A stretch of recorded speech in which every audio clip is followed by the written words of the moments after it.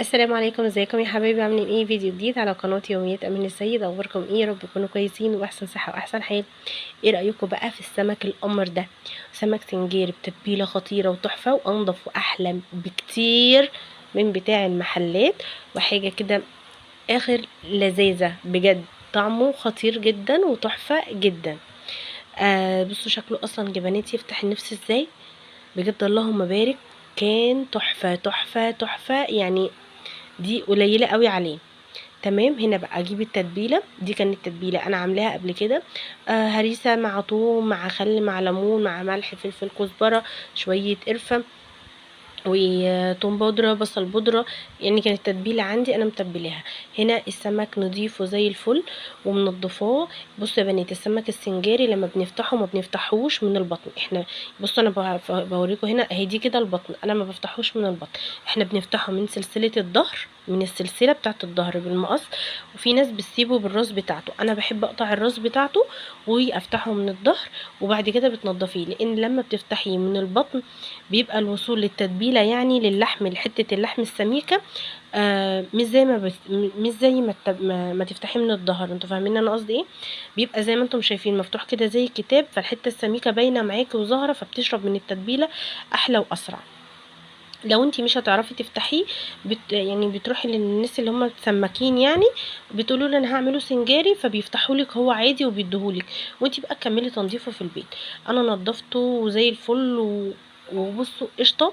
الاحمر دوت هو ده كان سمك مكاريلي مش تونه. فالمكاريلي بيبقى لحمه حلو كده. ونشفته بمناديل وتمام. هنا الورق الفويل عملته زي قارب كده، زي مركب يعني قارب كده. وزي ما انتم شايفين هنا التتبيله حطيتها، ودوت جزر وشويه بقدونس على كزبره، على شويه شبت. ممكن تشيلي اي حاجه يعني، انا حاطه شويه خضره يعني، كزبره على بقدونس على شبت شويه كده، كانوا عندي من كل حاجه. وفلفلايه خضراء وجزرايه مبشوره. انا كنت سايبه شويه تتبيله زي ما انتم شايفين، حطيتها بقى عليهم وهمكسهم كويس. ديت غير التتبيله اللي انا متبله بيها السمك، يعني انا خدت حبه من التتبيله زي ما انتم شايفين، تبلت بيها السمك، لحم السمك نفسه. وهنا الخضار اللي احنا اللي انا هحطه على السمكيه. تمام، زي ما انتم شايفين كده. اخد بقى اوزع بقى كميه يعني لكل سمكيه كميه مناسبه ليها. اظن الفيديو شارح نفسه. وكمان يا بنات، الليمون اللي انتوا شايفينه دوت، انا قبل ما احط التتبيله كنت عصرت ليمون على السمكه من قبل ما احط عليها التتبيله، ده غير الليمون اللي في التتبيله. انتوا فاهميني؟ بس للاسف الفيديو ما يعني الكاميرا ما صورتش اللقطه دي. وانا بحط كل ليمونه كده مع كل سمكيه. تمام. بصوا اللهم بارك، اصلا شكله هو ني، يعني شكله الخضره كده مع السمكيه، اللهم بارك اللهم بارك، يفتح النفس اصلا لوحده. ويا بنات، اصلا السمك من الحاجات اللي ما بتاخدش وقت في التسويه، وما يعني ما بتقعدش كتير يعني، ولا وقت ولا مجهود ولا اي حاجه. هنا خلاص زي ما انتم شايفين كانوا عملتهم وظبطتهم.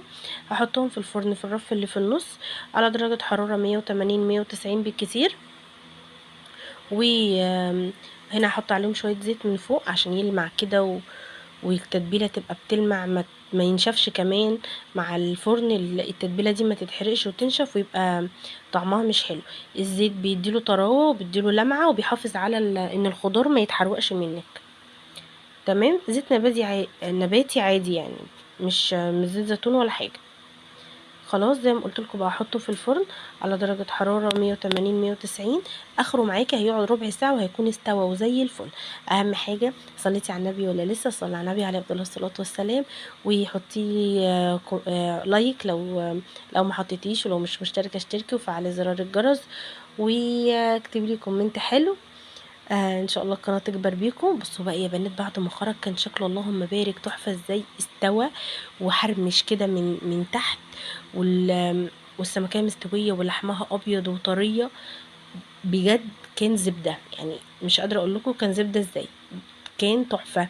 اللهم بارك يعني، بالف هنا يا رب على اللي كل. بصوا، بصوا مستوي وخطير ازاي، هوريكم دلوقتي لحمها ابيض ازاي. بصوا ما شاء الله، وطريه. السمك من الحاجات اللي لو خدت وقت كتير في التسويه السمكه بتبقى ناشفه ومش حلوه. فاحلى حاجه في السمك ان هو بياخدش وقت، ولا في تحضيره ولا في تسويته. وده كان فيديو النهارده، اشوفكم فيديو جديد ان شاء الله على خير، مع السلامه.